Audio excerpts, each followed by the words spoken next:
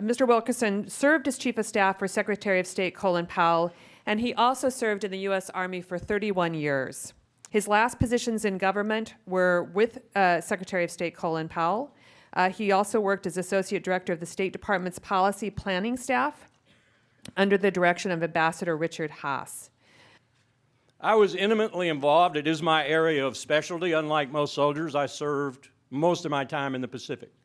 Japan, the Philippines, Thailand, Korea,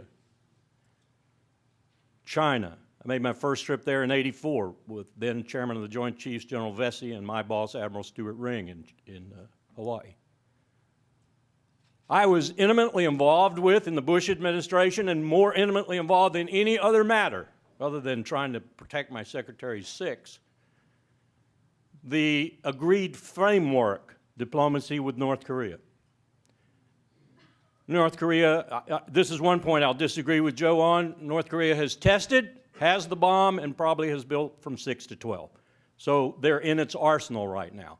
How they're weaponized, I can't tell you if they are, but they could explode them in a pinch.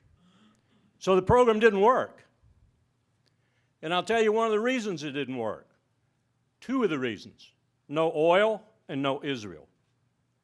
So we are totally ignoring, for all practical purposes, North Korea right now. It is a far more dangerous threat to peace in the Pacific than Iran is in Southwest Asia. In fact, if you'll look closely, Iran is one of the few stable countries in Southwest Asia. I might say Oman, if I didn't know a little bit about Oman. Not as stable as it looks. So here we have a choice confronting us right now. Not unlike the choice we had with North Korea, and we made the wrong choice and it failed, and they're nuclear. Japan, hopefully, and China ultimately can handle that balance of power, but it's clear we're not paying very much attention to it. No oil, no Israel. That's exactly why we're paying attention to Iran. That's exactly why Bibi Netanyahu is paying attention to Iran, and it's not because Iran might gain a nuclear weapon, it's because he's afraid of a rapprochement between the United States and Tehran that might eventually, because Tehran is a very, very powerful nation, 75 million people, 51% of which are Persians. Demographically, militarily, geographically, it's a powerful country. It is the natural hegemon in the Gulf, and Netanyahu's afraid that if we have good relations with them, Israel will recede into the rearview mirror. That's the real reason. So it's far more intrinsic in realpolitik than it is on the surface with the bomb and the nuclear weapon. But we have some choices today, some stark choices. Joe hinted at them. The choice is to do as we're doing with North Korea, watch the sanction. We've sanctioned North Korea so hard that they can't see straight. We can continue this sanction regime with Iran, which has been perfected by this president, brought together by this administration, and it'll fray and frazzle and fall apart. And if Iran wants to, it'll get a nuclear weapon. Or we can go to war. Or we can conclude successfully this diplomatic process. Now, let me tell you a little bit about the war, because it will follow from either of the other two if they fail. And they will. The sanctions will frazzle, and if negotiations fail, we'll go to war. This war won't be, as Lindsey Graham and John McCain and other advocates of air power talk about. You cannot bomb Iran's nuclear facilities and stop them from gaining a nuclear weapon. Even some of the neoconservatives admit this, and so they have a strategy called mowing the grass.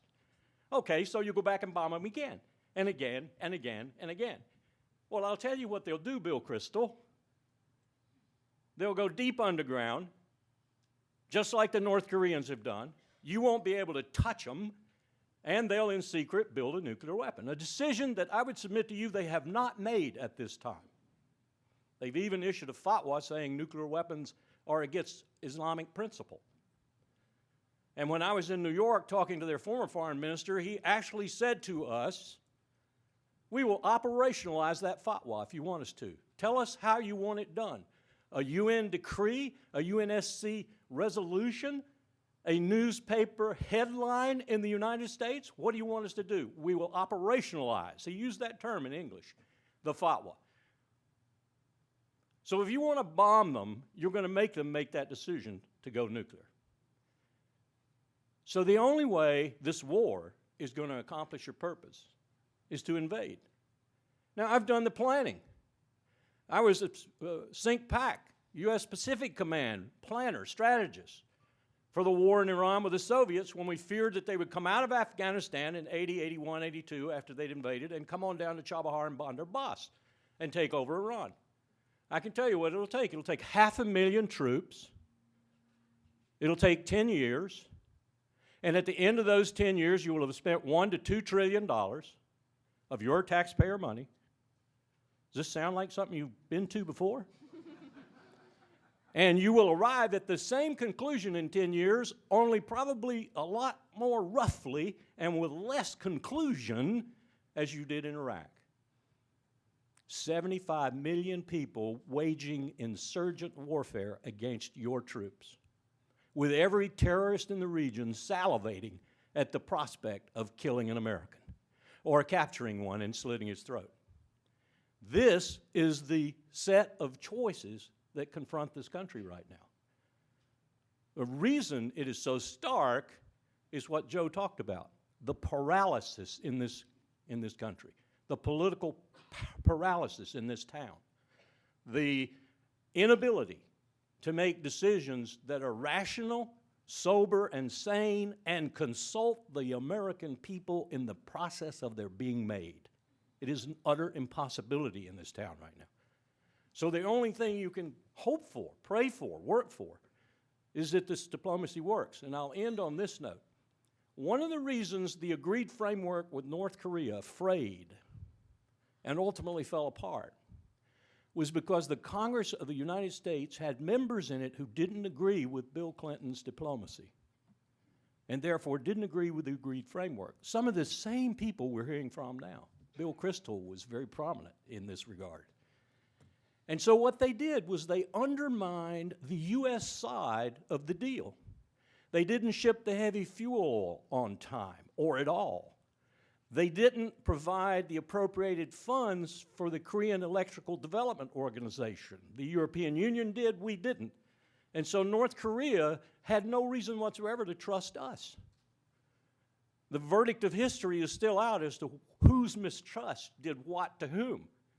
Why did they develop an alternative, secret, highly enriched uranium program as opposed to their plutonium program, which we were monitoring and had frozen? Was it because they didn't trust us? Could very well have been. The timing is right for that to have been the case. So this is not just a done deal once the agreement is inked, if it is, and we all support it being inked and get it through. It's got to be followed by the United States Congress in terms of appropriating the funds and doing the things it needs to do as the president lifts momentarily, suspends is a better word, the sanctions that he can in response to Iranian action. And then the Congress ultimately, when the time comes, lifts those sanctions. It has to happen. Otherwise, the Iranians will not trust us a bit. And they'll go on down whatever route they wanted to go down anyway. So this is not just a moment in time. It is a powerful moment. As Joe said, it is a moment that we all need to put our support into. But it also needs to be sustained over time. Pressure needs to be kept on the Congress. Live up to your side of the agreement. And I guarantee you, there'll be people in my party and people in the Democratic Party who will be fighting to keep it from being successful. And you and others like you will be the only thing in the way. Thanks.